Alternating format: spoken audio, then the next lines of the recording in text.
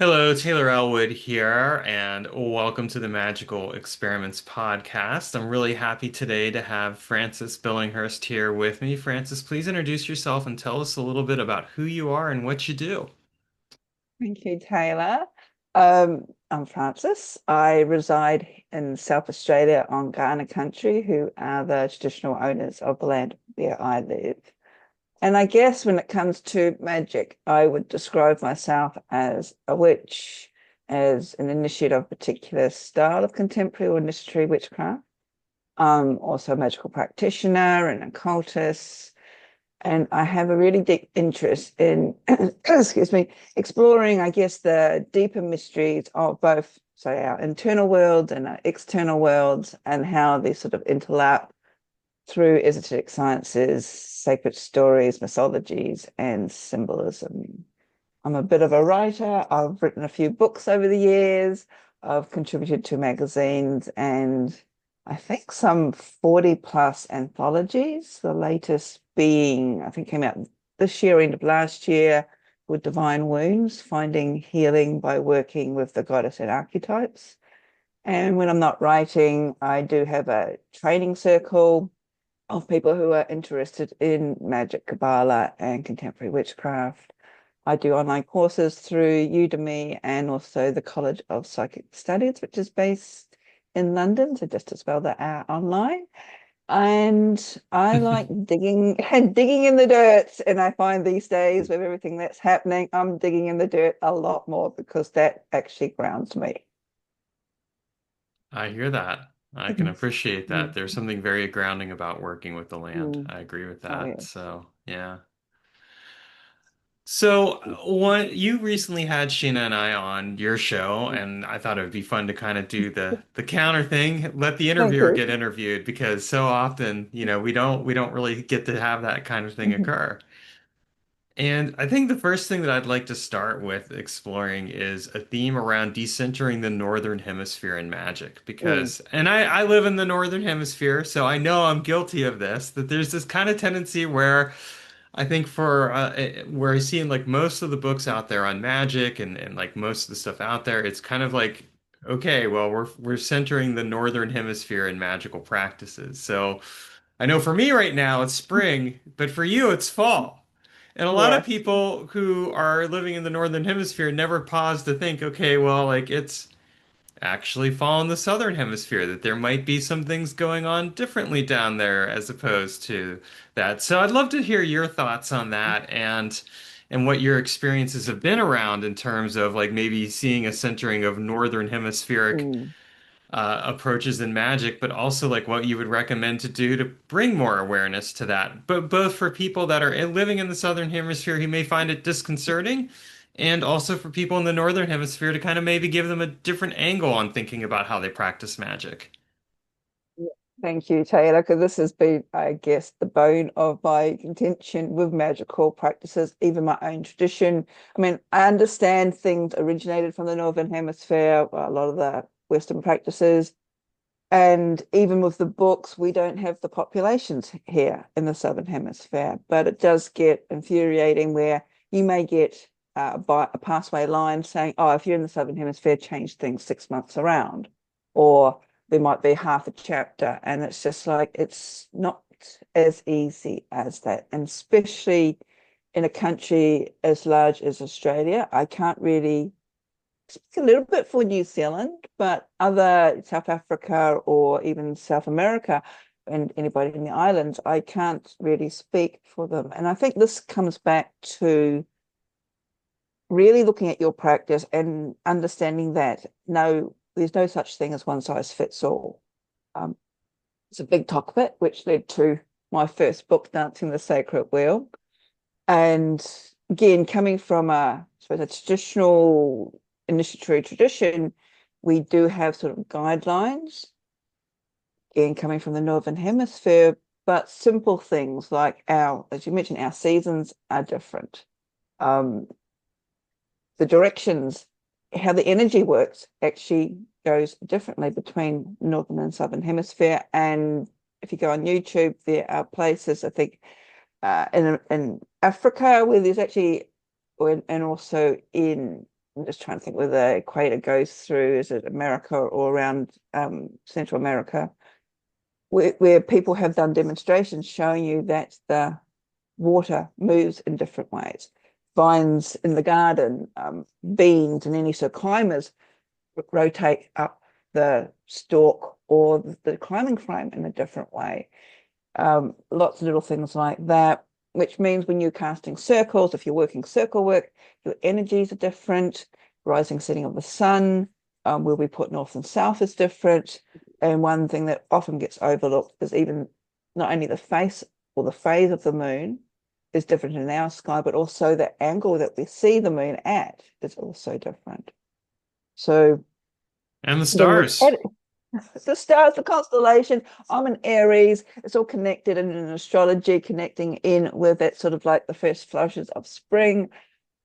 But here, yeah, it doesn't quite work out. And don't know enough about astrology to say, should I be looking at, we do sort of look at the sort of the axes as well, but I don't really think I'm a Libran person. So just little things like that can really sort of impact when you start thinking about things. And then we're looking at the landmass. Australia, people don't seem to realize it's the same size as the US. So we've got lots of microclimates in there. We've got this whole in the center, this whole big area of desert.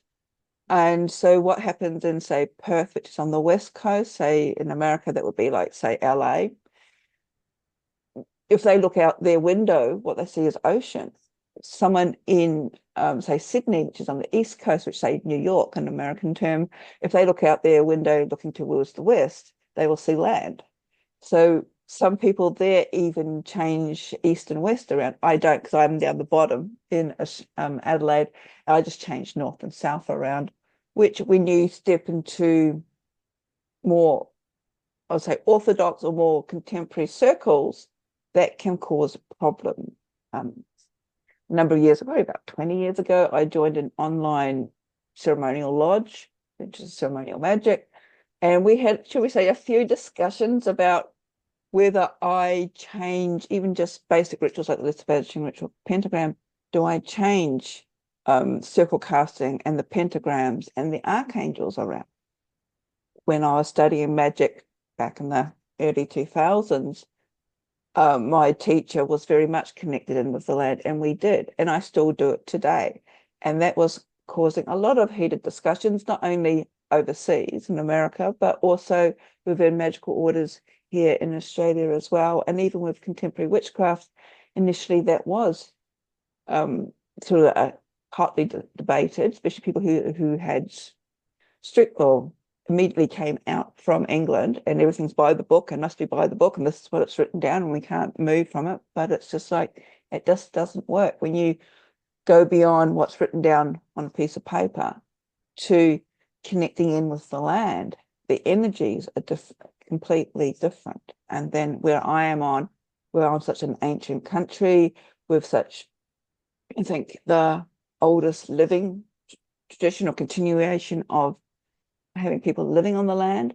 And the Aboriginal people have been here for some 60, 70,000 years, working with the land, connecting with the land, doing their interactions with the land. And the land speaks, and I think the land speaks anywhere you go, but moving out of that sort of headspace, even for someone who is, I think, traditionally trained within orders or lodges or even magical traditions, and then sitting with the land, I think that actually helps you connect in on a deeper level. And it's always got me curious as to, yes, we have to do this almost like a default mechanism here in the Southern Hemisphere, but again, why has no one in the Northern Hemisphere thought about it? Someone who's in LA, or New York, do they not wonder as to how they cast their circles? People in, say, in the South, in New Orleans, I mean, their seasons are very sort of tropical. I don't, what do they do? So there's a lot of, I said, we've got it more as a sort of default mechanism, but and I think connecting in with the land has really sort of helped understand things a little bit deeper. But as you said, most of the material, books in particular, are written by Northern Hemisphere people. And these days, where people are getting their information largely from online platforms, there's not that allowance, or it's almost great. And I'm thinking of the sort of the common trend these days where everybody follows the moon names, the full moon names, which again is a bone of contention for me. I don't mind the um sort of quirkiness of it. Yes, it's a full moon and it's connected with, we'll call it this sort of moon. Indigenous peoples didn't single out one particular phase of the moon. And so April, we had a pink moon, but when you look at the symbolism, the stories, and how that came about, that's not just a worldwide name. That's for a specific area at a specific time. And when mainstream media, like our news channels, are picking up and saying, "Oh, April was a pink moon," and I'm going, "No, this is getting a little bit ridiculous." So I'm getting a little bit grumpy, and I'm just going to go back into my cave and just go, "No, I'll just do my own thing here." Hmm. Well, I think you bring up some really important and relevant points. I mean, how often do we even get curious about the environment and like the microclimates and things like that? Like for me right now, I live in Oregon and it's still pretty cold and wintry in comparison to say like someplace like I was talking with a colleague the other day that's living in New York and they're like, yeah, it's in the 80s here. And this is of course opposite sides of the US in this case. But I think it does kind of speak to that. Like, okay, well, what's like even just changes in weather and things like that are really important. Like, how we live with the land and connect with it is a really important thing to consider in terms of the magic that we work. Because what works in one area is not going to necessarily be the same. And even if we think about it from the perspective, I think of like if you lived in an area where the local body of water happens to be to the east. Like, let's say your body of water is a river and it's to the east, well, or to the south or the north or whatever. Why say, well, I got to work with water in the west because that's what I've been told. Mm. Yeah, yeah, we had the sort of back in the day, the default answer was everything's um say Northern Hemisphere on the astral, and I'm going, really? I don't think so. Why does it have to have this default for the Northern Hemisphere on the astral? But then it sort of brings in, say, a different understanding or questions as to how you actually approach your magic. What are you actually trying to achieve?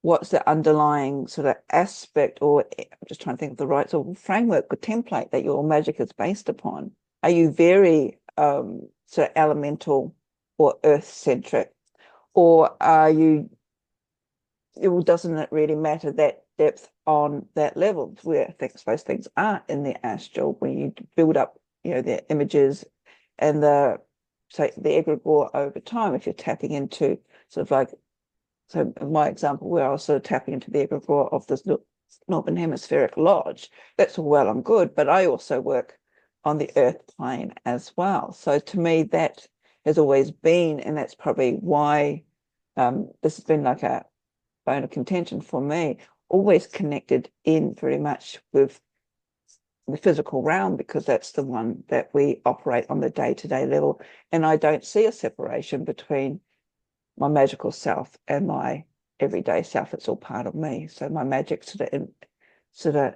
interconnects and it flows through both levels.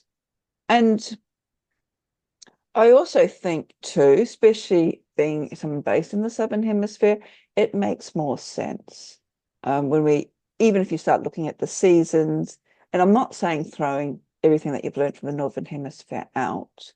Again, where I live, some of the sacred myths that are connected in with the Sabbath and the seasonal wheel of the year don't fit in. But then we can sort of take it on a more sort of mythic and symbolistic way. And that's another interest that I have, is like looking at things very symbolically. I said, you're coming into spring, I'm coming into autumn. The leaves are falling. There is a sort of a coolness in the air. We've just finished daylight savings. Thank goodness. We can see that the sun's setting earlier, the night time is getting longer. So that helps sort of, and they disconnect. Where I live, we also have a lot of vineyards. So they've had the grape harvest. I have a garden which actually does help me bring things in it's a very good analogy that I use all the time as my garden when I start planting. But because we have so many microclimates, it's almost like we have like Indian summers and mini springs. And at the moment, we haven't had a lot of rain, but that's not part of the wheel of the year as such. And I think too, people forget that even if we're looking at, say, the calendar dates that a lot of us are sort of brought up with and taught about, the relationship between the earth and the sun takes about 6 weeks for it to actually show on the surface of the earth. So yes, we've just started, well, we're coming up to the autumn equinox here.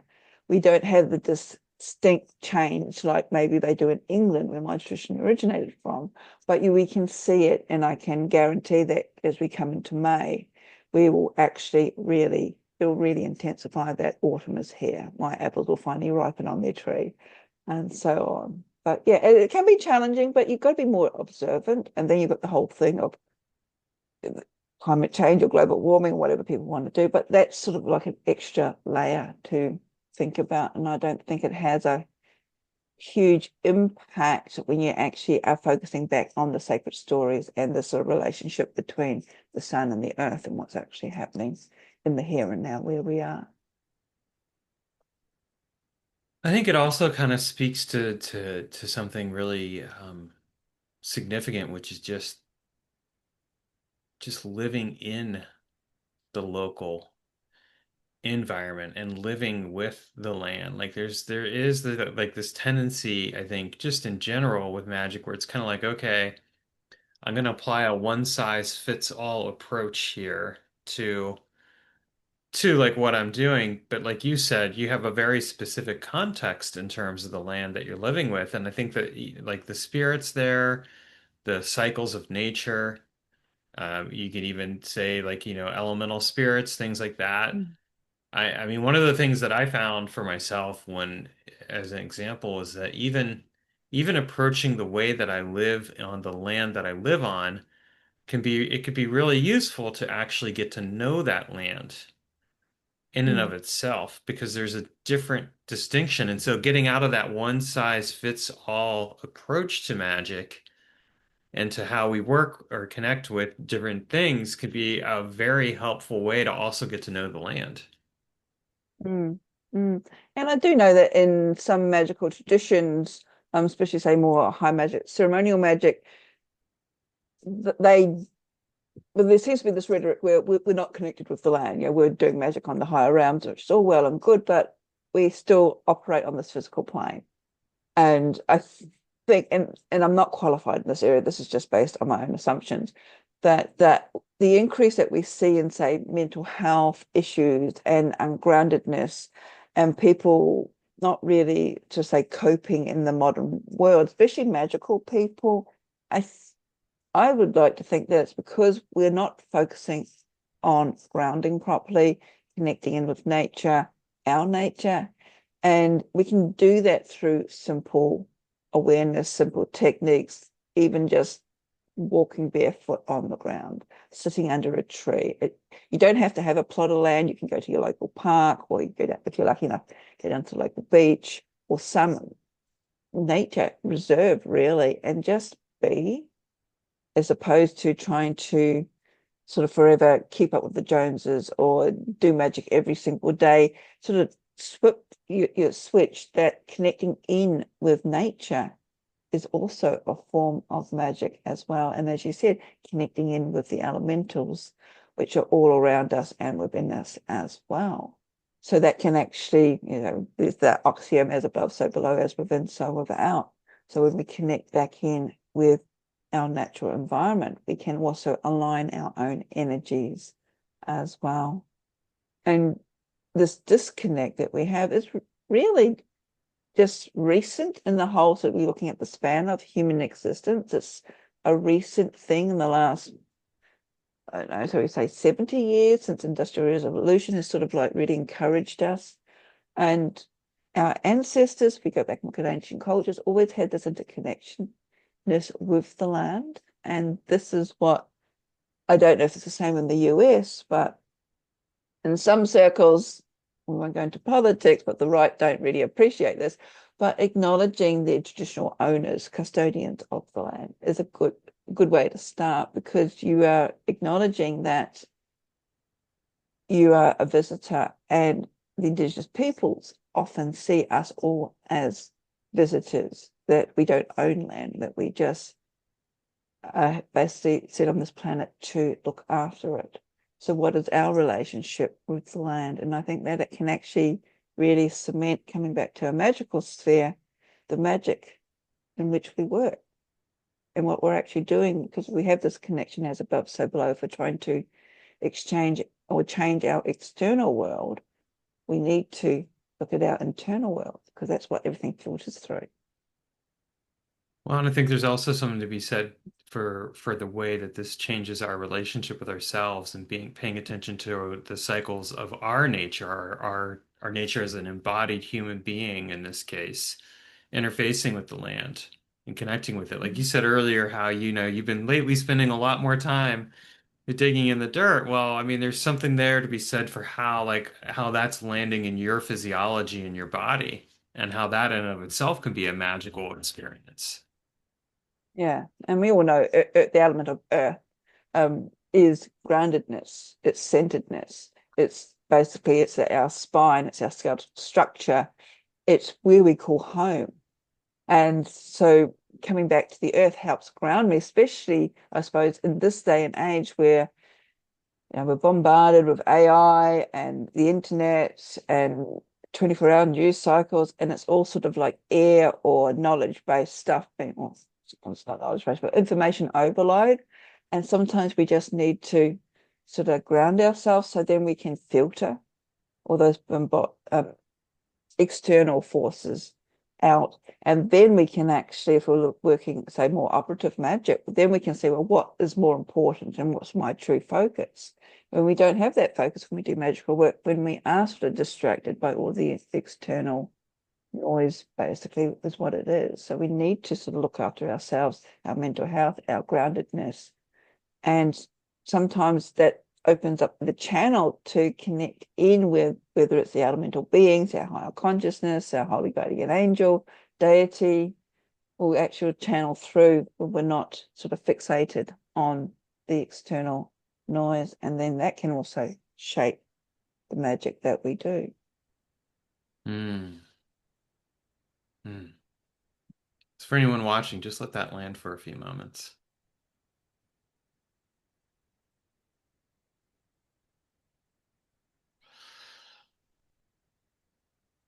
What advice would you give to people who are watching this, regardless of what hemisphere they're living in, and how they can take what you're sharing here and apply it to their magical practice in a practical and meaningful way to transform the way they work from magic, and maybe to step out from the book knowledge into the more practical and grounded experiences that are really essential to practicing magic?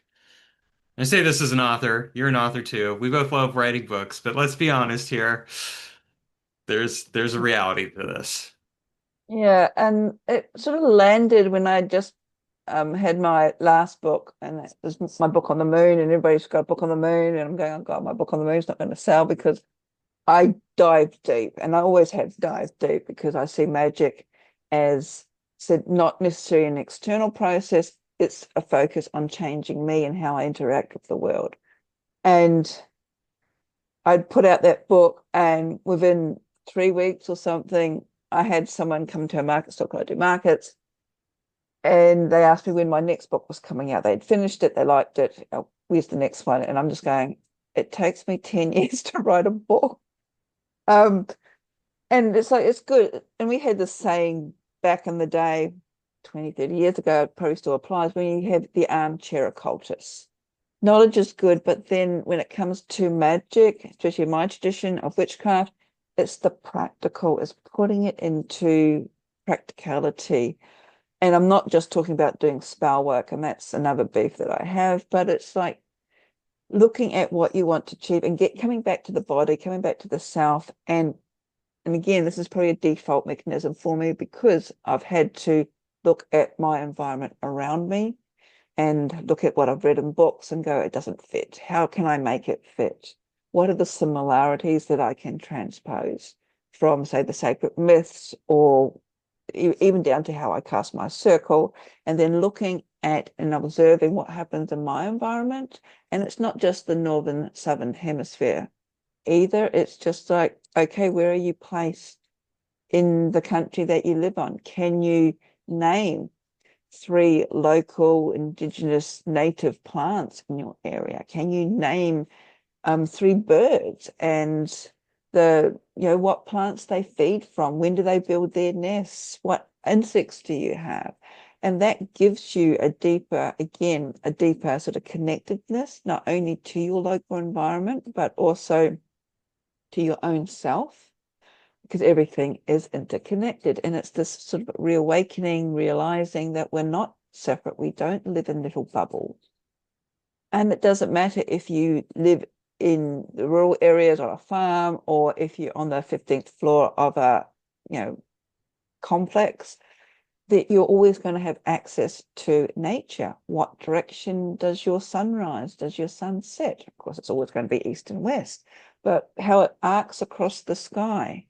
Where is, go out at noon and look at where your shadow falls, or early afternoon. Here in the southern hemisphere, our zenith of the sun is in the north. So when people are talking about, you're casting your circles clockwise and anti-clockwise, that doesn't work for me because that's not the direction our sun moves across the sky. So I would go back to the old default, which is Jisol and Widdershins. And then I get into the debates as to what they originally meant, but that's another story. So it's like that connectiveness. And then looking at, if you're a non-Indigenous person, who are the Indigenous peoples of your land? Do they have like an information center? What are some of their stories? What are some of their myths? Can you go and sit with them? What's interesting too is we, especially from our West, we tend to see everything through our Western lens. And when it comes to, say, the seasonal cycles, again, Australia is a really good example because every Aboriginal group of people or the land that they're on, which they call them countries, I suppose in America they could be tribes or clans or family groups, has different stories, different seasonal associations. I'm quite lucky, again, the Kaurna people where I live, their seasonal wheel is 4 seasons, and it does actually align with the Western sort of approach, although some of where it starts and finishes sort of is more, should we say, organic. I sort of laugh to myself and say it's the 1st of December and summer's arrived, and I'm going, oh, maybe not this year. But if I go up north, the local Indigenous people, say around Darwin in the tropics, their calendar has 10, sometimes 12 seasons, and their seasons could only be like 2 weeks or a week. And it's all very environmentally based, not necessarily based on the stars, though Kaurna country, I think there are 1 or 2 constellational based sort of pointers. And what's important to them in the Southern Hemisphere too, as we mentioned right at the beginning, we're looking at a different part of the sky completely. We don't have a polar star because there's no, if we're looking at the Earth's axis, there's a northern polar star. We don't have there's no south polar star because there's no stars. We're looking at the axis of the Earth. And if you're looking at sort of even countries' flags, Australia, New Zealand, Brazil, we all have the Southern Cross on our flag because that is our main constellation. That and the 2 pointer stars. And what I find fascinating, even in Australia, is that the different Aboriginal countries have different interpretations of the myth associated with, say, the Southern Cross. Where I am the Ngana people, it's actually the claw of the eagle, which is Watru. And that is one of the words that they use for the seasons. And because the Southern Cross actually moves in the sky, and even when I was like very young and I was a girl guide brownie, we learnt in our sort of like orienteering is that you go out at night and you look for the Southern Cross because depending on what month you're in will depend on how it um or the location of it in the sky. Also, Indigenous peoples use um what's called the dark parts of the sky. Another sort of Australian centric from the Indigenous people, the Aboriginal people, is, and I can't remember what it's actually called in the sort of scientific terms, but there's a dark part of the sky that looks like an emu, and that's in the Milky Way. And depending on where the emu is, there are myths as to whether it's sitting on the eggs, if it's raising chicks, will actually tell the local people when they go out to hunt. When it's time to actually go hunting the emu, you don't hunt it when it's sitting on its nest raising its chicks. You wait until the chicks get a little bit older. So there's that sort of reciprocity, that sort of like connectedness in with the land. And again, that's something from a Western modern mindset that I guess we can take it on a more symbolic language, unless we want to go out hunting emu. But it's like, well, this is the time when the emu runs. So what does the emu mean to me? And this is the time where there's a lot more sort of like activity happening. So then what's happening in my own life? What's happening in my own magic when I'm looking at sort of things that I need in my life? What does it actually mean to me? Hmm. It's a very big, broad topic. And again, it comes down to it doesn't matter where you live. It's just could be that awareness we've had it in this, forced upon us. But I think, yeah, if you're in the Northern Hemisphere, start thinking, going, why do I call, why am I doing this magic? Why do I call the moon phases these names? What does it actually mean to me? Yeah, it's a wolf moon. Do I actually have wolves? Have there ever been wolves in my where I live? And if the answer is no, well then what's a suitable alternative? I said the names for the moons example is a modern trend that's happened.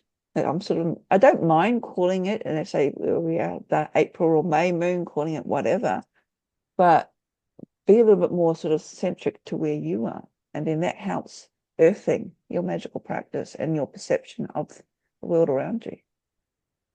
Yeah, that no, that's really good advice. I mean, we do really kind of take some things for granted, and it's kind of like, okay, well, we're gonna call it this, we're gonna call it that. I kind of go to the whole tendency of people to categorize and label things because it's easy, or so it seems, but actually, it's also very much it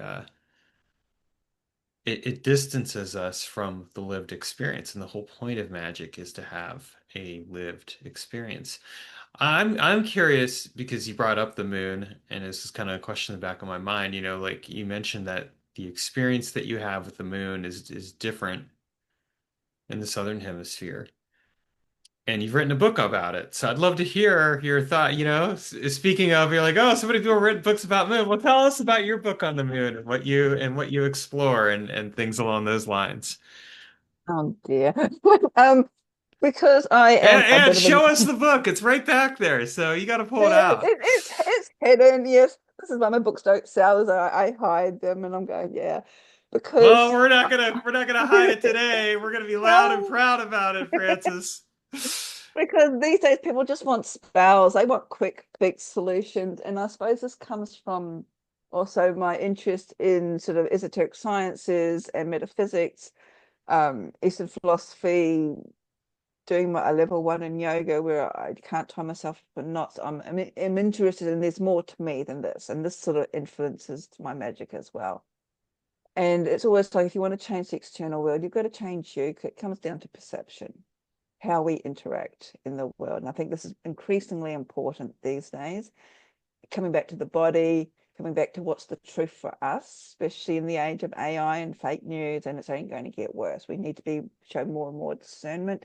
And even though I've written books and a book on the moon, it's just like, don't take my word from it, because as an author, I can only write from my perspective.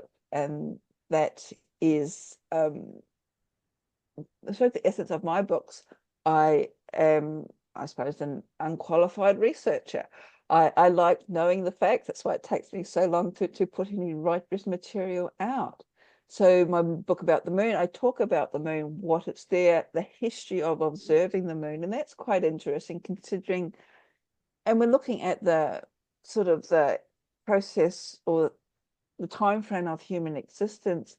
And really, when you think about it, 400 years ago, 500 years ago, people were being burnt and killed if they didn't say that everything circulated around the earth. There was this belief, especially from the church, that the earth was the center of it, of the universe, and everything moved around it. And when Galileo and his contemporaries discovered that no, we're not that important, everything circles around the sun, they were being persecuted. So it's not that long ago. But I talk about the moon and also the awareness that, again, depending on where we are located in the world, we look at different aspects. Our sight of the moon, even if we've got a telescope, is different. And that was interesting to see. The moon, as it waxes and wanes in the southern hemisphere, is not what we see on the calendars.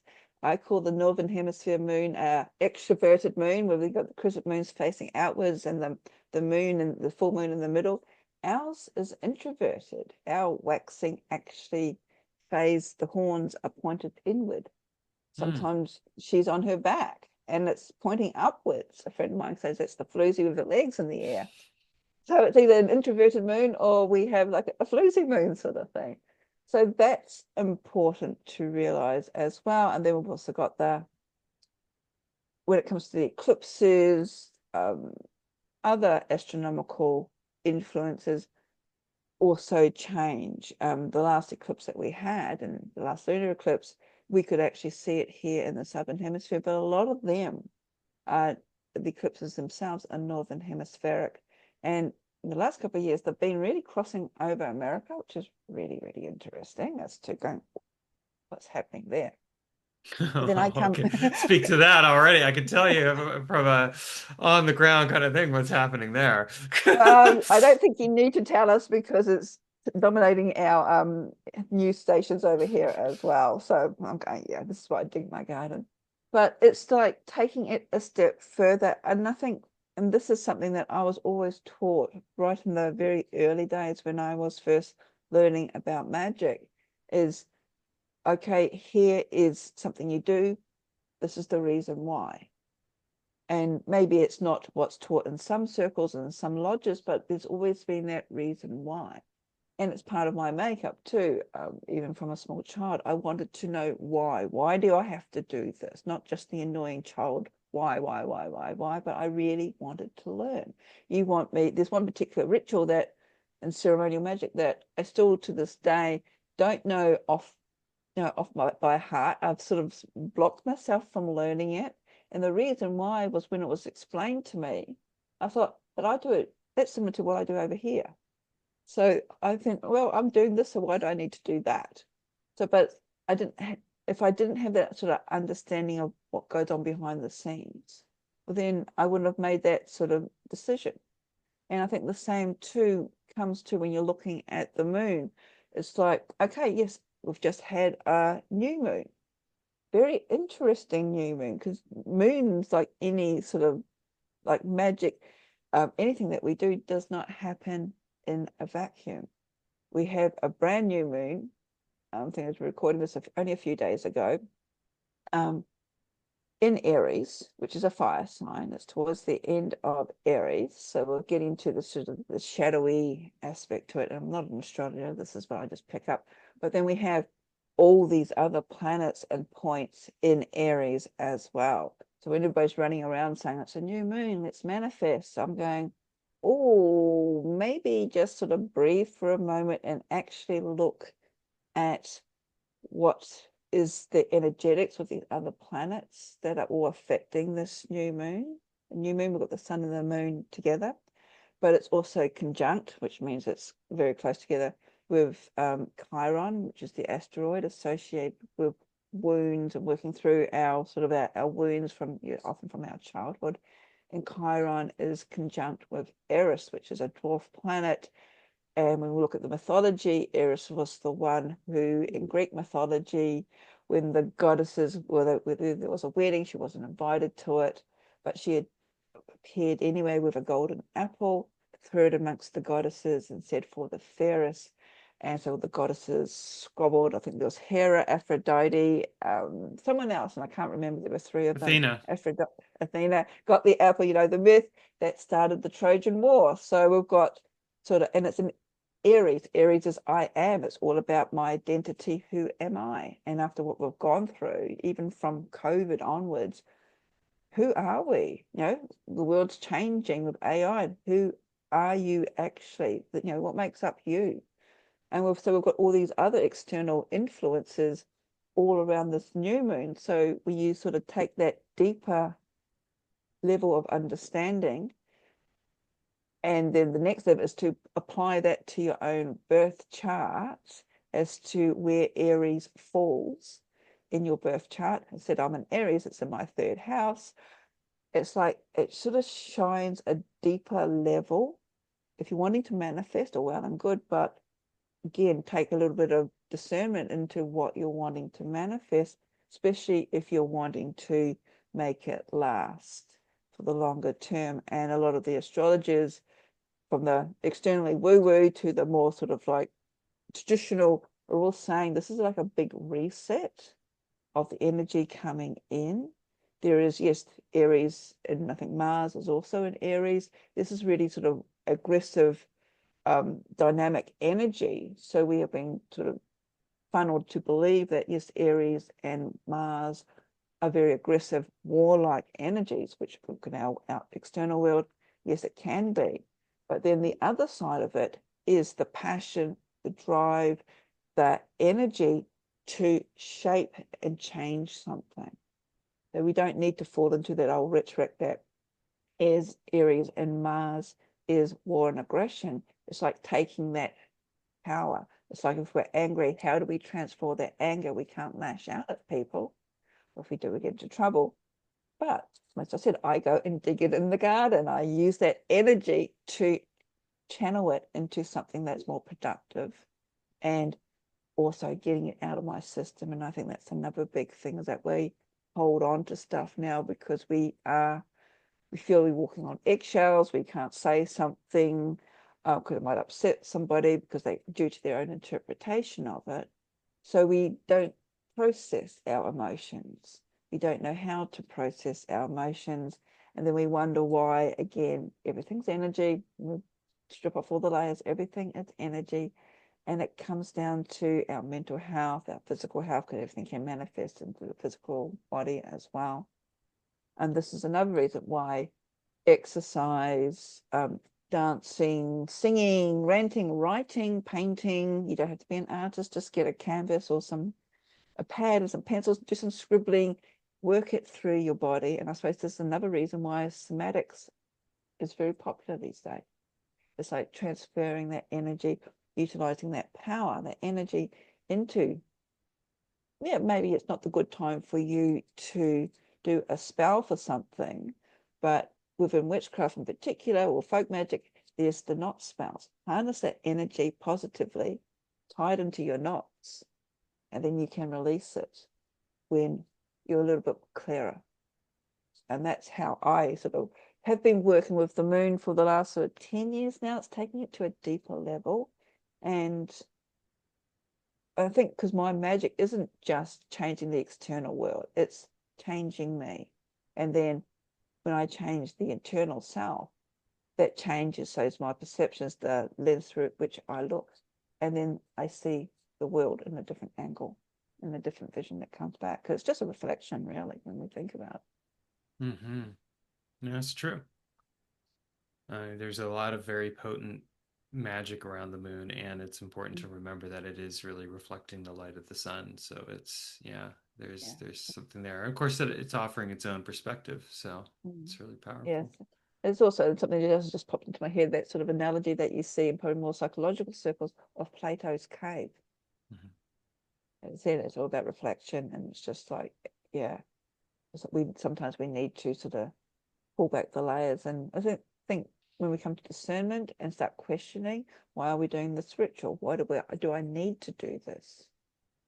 Is there another way that I can achieve my goal? Then, if it comes to cord cutting, 2 candles, piece of string, to me, no, that's not cord cutting. That's just burning a piece of string. There's more to it. Why am I actually wanting to do this? I want to sever myself from a toxic environment. Good, okay. I'm part of that toxic environment as well. So it's not just in a deflection onto other people. It's just looking at me and taking responsibility of me.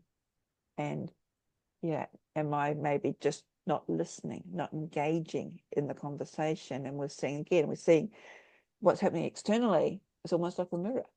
We're seeing, as above, so below, or externally, as within, so without. What we're seeing externally, how is that affecting me? Is that a reflection of how I move in the world? And it's a very humbling realization that, yeah, I'm partly responsible. I'm part of the energy. And then that goes into a whole different sort of rabbit hole about energy and how we contribute to it as well. Yeah. Mm. So I want to, as we wrap up here, and thank you for coming on here. I have two last asks. One is if you could share where people can learn more about you, where they can find you online. Okay, well, I do have a Substack. It's called Antipodean Witch. I've been very distracted in that because I'm trying to put some more courses online through Udemy. So I've